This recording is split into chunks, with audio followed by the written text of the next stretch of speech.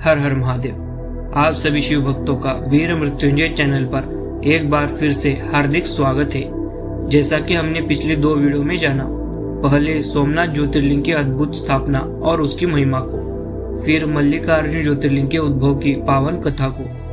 अब हम आगे बढ़ते हैं इस दिव्य यात्रा में और पहुंचते हैं तीसरे ज्योतिर्लिंग यानी उज्जैन में स्थित महाकालेश्वर की ओर। यह कथा भी स्वयं सूत जी द्वारा नैमिषारण्य में ऋषियों को सुनाई गई थी, जिसे शिव महापुराण में विस्तार से वर्णित किया गया है। महाकालेश्वर ज्योतिर्लिंग मध्य प्रदेश के उज्जैन नगर में स्थित है, जिसे कालों के काल भगवान महाकाल का वास स्थल माना जाता है। यह वही स्थान है जहाँ स्वयं भगवान शिव ने अपने भक्तों की पुकार पर प्रकट होकर मृत्यु लोक के भय का नाश किया था। तो आइए शिव महापुराण के साथ जानते हैं महाकालेश्वर ज्योतिर्लिंग की महिमा और उसकी उत्पत्ति की कथा। सूत जी बोले, शिव जी को प्रिय परम पुण्यमयी, संसार को पवित्र करने वाली तथा समस्त प्राणियों को मुक्ति देने वाली मनोहर अवंती नामक एक प्रसिद्ध नगरी है। वहां पर शुभ आचरणों में तत्पर, वेदाध्ययन करने वाले तथा नित्य वैदिक अनुष्ठान में निरत एवं श्रेष्ठ ब्राह्मण रहते थे। वे ब्राह्मण नित्य अग्निहोत्र करते और शिव पूजा में संलग्न रहते थे। वे प्रतिदिन पार्थिव लिंग का पूजन करते थे। उन वेद प्रिय ब्राह्मण ने सारे कर्मों का फल प्राप्त कर भलीभांति ज्ञानपरायण होकर अंत में सज्जनों की गति प्राप्त की। हे मुनीश्वरों, उनके चारों पुत्र भी उसी प्रकार शिव पूजा में तत्पर तथा सदा माता पिता की आज्ञा मानने वाले थे। उनमें सबसे बड़ा देवप्रिय, उसके बाद प्रियमेधा, तीसरा सुकृत नाम वाला और चौथा धर्मनिष्ठ सुव्रत था। उनके प्रताप से पृथ्वी पर सुख बढ़ रहा था। जैसे शुक्ल पक्ष में चंद्रमा बढ़ता है, उसी प्रकार उनके सुखदायक गुण भी वहां निरंतर बढ़ रहे थे। उस समय वह नगरी ब्रह्म तेज से संपन्न हो गई।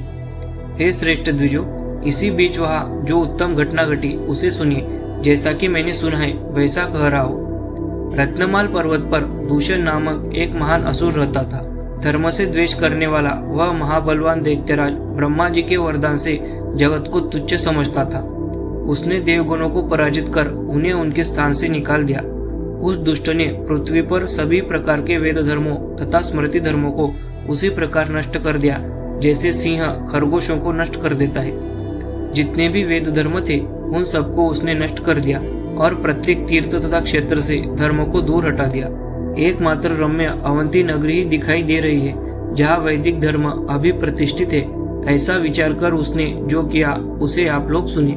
उस महान असुर दूषण ने बहुत बड़ी सेना लेकर वहां रहने वाले सभी ब्राह्मणों को उद्देश्य करके चढ़ाई कर दी। वहां आकर विप्रद्रोही एवं महाखल उस दैत्येंद्र ने अपने 4 दैत्य श्रेष्ठ सेनापतियों को बुलाकर यह वचन कहा। दैत्य बोला, हे दुष्ट ब्राह्मण, मेरी आज्ञा का पालन क्यों नहीं करते हैं? अतः मेरे विचार से वेद धर्म में तत्पर ये सब दंड के योग्य है। मैंने संसार में सभी देवताओं तथा राजाओं को पराजित कर दिया है। क्या इन ब्राह्मणों को वश में नहीं किया जा सकता? यदि ये लोग जीना चाहते हैं तो शिव धर्म तथा वेदों के परम धर्म का त्याग कर सुख प्राप्त करें, अन्यथा इनके जीवित रहने में संशय हो जाएगा। मैं यह सत्य कहता हूँ, तुम लोग निशंक होकर इस कार्य को करो। सूत जी बोले, इस प्रकार विचार कर वे चारों दैत्य चारों दिशाओं में प्रलयकालीन अग्नि के समान प्रज्वलित हो उठे। तब दैत्यों के इस प्रयास को सुनकर भी उस समय शिव ध्यान परायण उन ब्राह्मणों को कुछ भी दुख नहीं हुआ। उस समय वे ब्राह्मण शिव ध्यान से रेखा मात्र भी विचलित नहीं हुए और धैर्य धारण किए रहे। शिव जी के आगे वे बेचारे दैत्य क्या है। इसी बीच वह उत्तम नगरी दैत्यों से व्याप्त हो गई। तब उन दैत्यों से पीड़ित सभी लोग ब्राह्मणों के पास आए। लोग बोले, अब क्या करना चाहिए? वे दुष्ट आ गए हैं, उन्होंने बहुत से लोगों को मार डाला, इसलिए हम लोग आपके पास आए हैं। ब्राह्मण बोले, आप लोग सुनिए, हमारे पास दुष्टों को भय देने वाला सैन्य बल नहीं है और न शस्त्र ही है जिससे हम उन्हें पराजित कर सके। सामान्य व्यक्ति का आश्रय लेने पर भी मनुष्य का अपमान नहीं होता। फिर हम लोग तो सर्वसमर्थ शिव जी के आश्रित थे, हमारा अपमान ये असुर किस प्रकार कर सकते हैं? अतः भगवान शिव ही असुरों के भय से हमारी रक्षा करेंगे। भक्तवत्सल सदाशिव को छोड़कर संसार में अब हमें कोई शरण देने वाला नहीं है। सूत जी बोले, इस प्रकार वे ब्राह्मण धैर्य धारण कर भलीभांति पार्थिव पूजन कर शिवजी के ध्यान में तत्पर रहे। उसी समय उस बलवान दूषण दैत्य ने उन ब्राह्मणों को देखा और यह वचन कहा, इनको मारो, इनका वध कर दो। किंतु शिव के ध्यान में परायण उन वेद प्रिय के पुत्रों ने उस दैत्य के द्वारा कहा गया वचन नहीं सुना। उसके बाद जो ही उस दुष्टात्मा ने उन ब्राह्मणों को मारना चाहा, तभी उस पार्थिव के स्थान पर शब्द करता हुआ एक गड्ढा हो गया।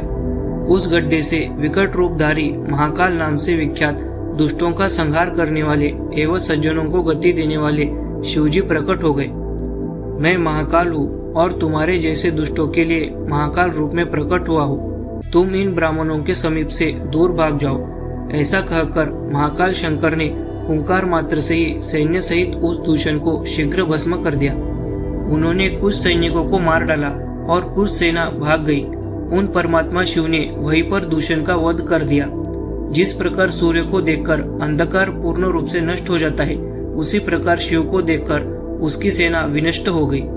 उस समय देवताओं की दुंदुभियां बजने लगी और फूलों की वर्षा होने लगी। ब्रह्मा, विष्णु आदि सभी देवता वहां पर उपस्थित हो गए। ब्राह्मणों ने हाथ जोड़कर लोक कल्याण करने वाले उन भगवान शंकर को भक्ति पूर्वक प्रणाम करके अनेक प्रकार के स्तोत्रों से उनकी स्तुति की। तब महाकाल रूपधारी स्वयं महेश्वर ने प्रसन्न होकर उन ब्राह्मणों को आश्वस्त करके उनसे कहा, वर मांगिए। तब यह सुनकर वे सभी ब्राह्मण हाथ जोड़कर तथा सिर झुकाकर भक्ति पूर्वक शिवजी को प्रणाम करके कहने लगे। द्विज बोले, हे महाकाल, हे महादेव, दुष्टों को दंड देने वाले हे प्रभु, आप हमें संसार सागर से मुक्ति दीजिए। हे शिव, हे शंभु, आप संसार की रक्षा के लिए यहीं पर निवास करें और अपने दर्शन करने वाले मनुष्यों का आप सदा उद्धार कीजिए। सूजी बोले, उनके ऐसा कहने पर शिवजी उन्हें सद्गति प्रदान कर भक्तों के रक्षार्थ उस परम सुंदर गर्त में स्थित हो गए। इस प्रकार वे ब्राह्मण मुक्त हो गए और वहां चारों दिशाओं में एक कोस परिमाण वाला स्थान लिंग रूपी शिवजी का कल्याणमय क्षेत्र हो गया। तभी से महाकालेश्वर नामक शिव पृथ्वी पर प्रसिद्ध हुए। तो दोस्तों, अब तक हमने महाकालेश्वर की स्थापना की कथा सुनी।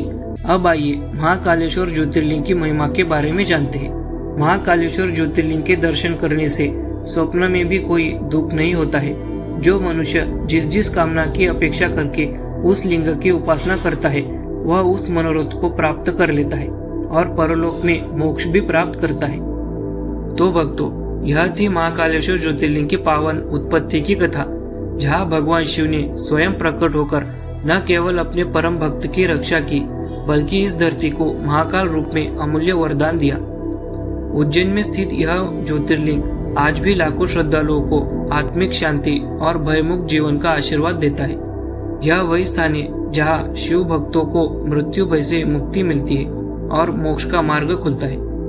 इस कथा से हमें यह सीख मिलती है कि यदि हमारी भक्ति सच्ची हो तो स्वयं महादेव भी अपने भक्तों के लिए महाकाल बन जाते हैं। यदि आपको यह कथा प्रेरणादायक लगी हो तो वीडियो को लाइक करें, शेयर करें और सब्सक्राइब करना न भूलें, क्योंकि अगली वीडियो में हम जानेंगे ओमकारेश्वर ज्योतिर्लिंग की अद्भुत महिमा और उसकी दिव्य उत्पत्ति की कथा। तब तक के लिए हर हर महादेव, जय माता आदि पराशक्ति।